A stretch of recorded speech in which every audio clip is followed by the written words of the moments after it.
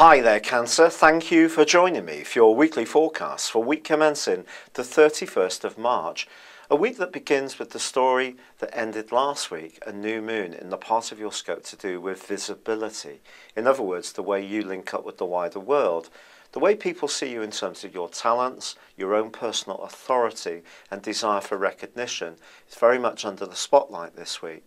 But that new moon combined with Uranus, and all through this week, the Sun and Uranus are broadly close together. This peaks on Wednesday. This may coincide with a time when you want to break out of some kind of rigidity around your life, but particularly your professional life, or the way you link with the world at large. So, if you've always been rather conservative in your approach, you might decide to give yourself a dazzling makeover, which could shake things up a bit and surprise a few people that you come into contact with. However, it may point more towards the type of people you encounter through your work. Someone can surprise you with a request. For example, you could get a job opportunity which just comes completely out of the ether, but you may have to make a snap decision on this. Or in an existing environment, conditions may change and be turbulent, perhaps not into your liking. Some of these things we can't control because society is changing, and Uranus very much controls technology, and because in Aries it tends to see changes happening very randomly, sometimes without the people making those changes thinking of what the unintended consequences will be, then something could be imposed on you which is profoundly not to your taste.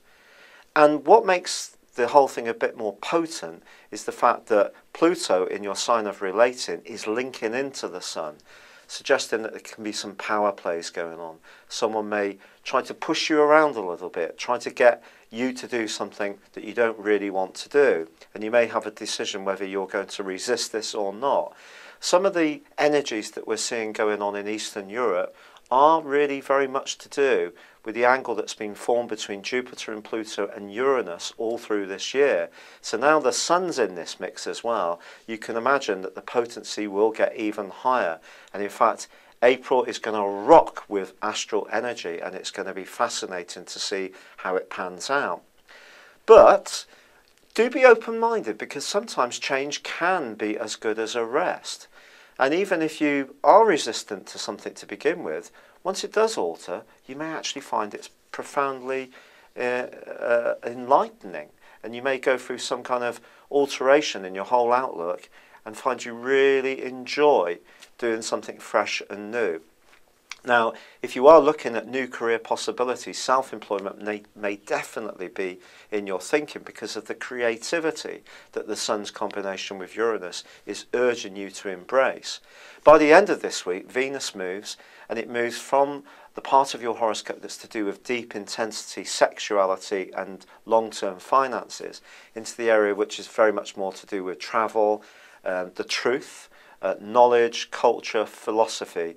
But it's soon going to be joining up with Neptune, but I'll tell you more about that next week. But if you end this week going to see a movie or doing something a bit out of the ordinary or travelling, it would be a fine time to do so.